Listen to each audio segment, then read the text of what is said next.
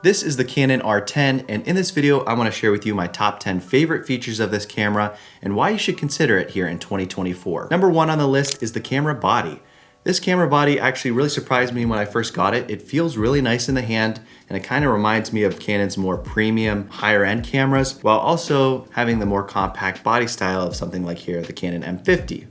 So in comparison, it's not that much bigger. Obviously, the one big difference is the grip. And that's something that I kind of always wished I had a bigger grip on something like the Canon M50. The button dial layout is really nice. Of course, it has a flip out screen and an electronic viewfinder. And it might sound silly, but having a good big grip means that you're able to get smoother video and swapping lenses is easier, and you just have a more confident hold on the camera and it just feels nice. Now, number two, this camera has great autofocus and subject tracking. Canon has always kind of been known for good quality autofocus, and this of course has the latest and greatest dual pixel autofocus 2. And it also has subject tracking that has been passed down from the Canon R3. So that subject tracking allows you to track not only people, but animals and vehicles. So I've actually tried the subject tracking firsthand, and it does lock onto any kind of animal. I've taken pictures of dogs and horses and also vehicles. It will actually notice it's in frame and lock onto that vehicle if you have that mode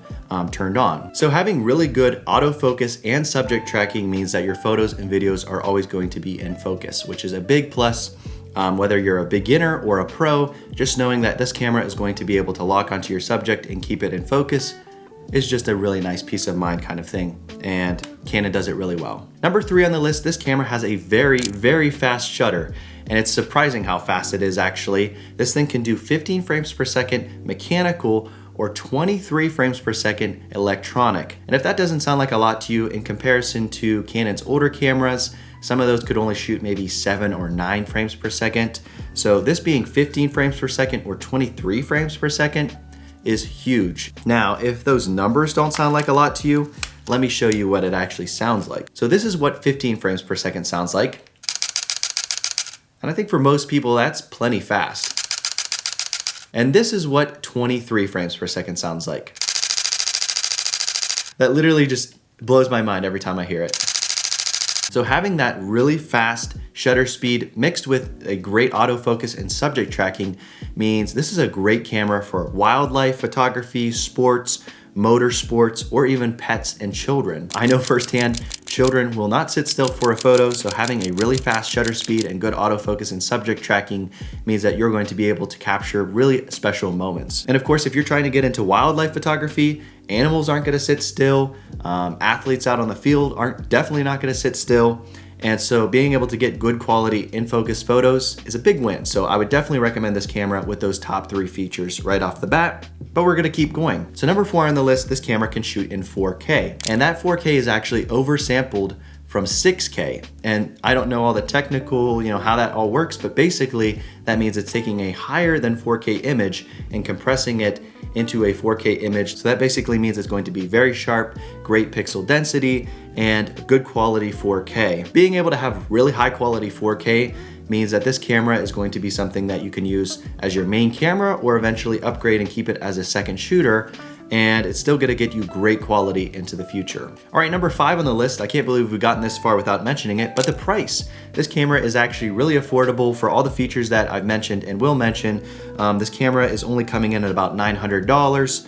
Depending on where you're price shopping, you can actually find it for about $750, either refurbished or used. If you just buy the camera body without any sales, it's gonna cost you $979. And if you buy it with the kit lens, it'll be around $1,100. So being able to buy this camera body for under $1,000 at its highest point, and this camera has been out for a while, so you will see some sales, as well as, like I said, refurbished and used ones going online for a lot less. So being able to pick this camera up with all those features for under $1,000 is a great price in my opinion. Now, number 6 on this list, this camera has digital image stabilization. Not to be confused with in-body image stabilization, which is better, but this camera has the ability to crop a little bit in on the image and get you a little bit of digital image stabilization. Or you can do the second mode, which is enhanced, and it will crop even more on the image and give you an even smoother shot. And especially in addition with the kit lens, which has image stabilization built into it. So the digital IS and the image stabilization built into the kit lens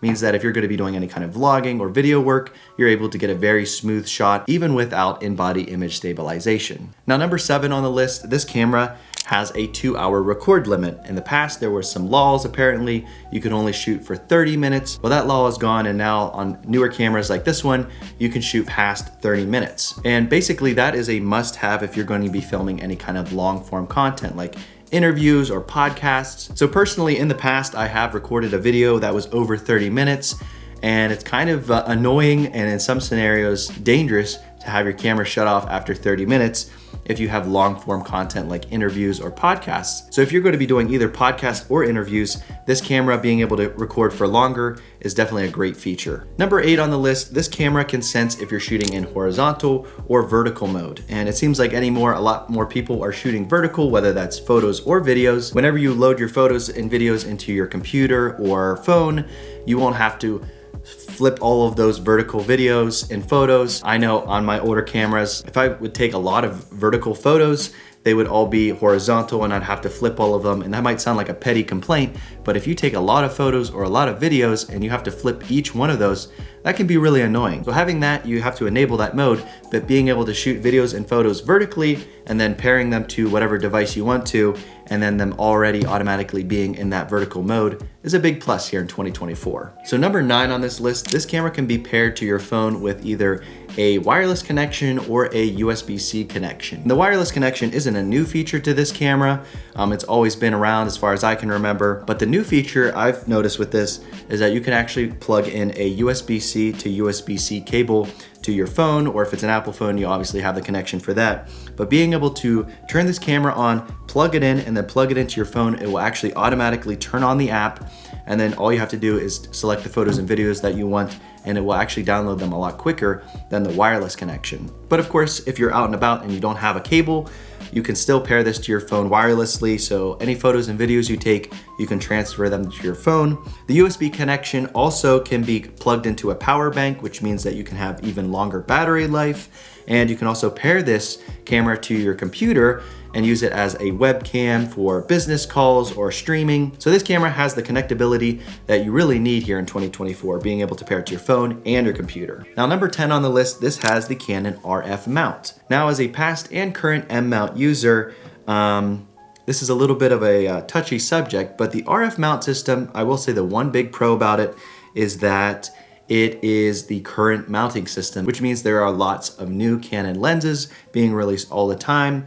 And there's actually some kind of rumors, I think it probably is only a matter of time, but there will be some more third-party autofocus lenses available here, hopefully, in the near future. So buying a current mount system, versus like the M mount system is great in the fact that you know that there are going to be awesome new lenses released. So to close out the video, I want to talk about who I think this camera is best used for. As I mentioned at the beginning of this video, this has a really fast shutter speed, great autofocus. It also has some other good video features. But if you're looking to get into like wildlife photography or sports photography, this is definitely a great camera. As far as the shutter speed, you're able to get really good quality photos of things on the move. So this camera is obviously a great beginner choice for anyone who wants to get into wildlife or sports photography. Having good video, I feel like this is a good YouTuber camera with the flip out screen, having the 4K, the connectability, the vertical shooting. A lot of those video features make it really nice for content creation. Having the good quality grip and button layout, I think this would be a great camera as your first camera,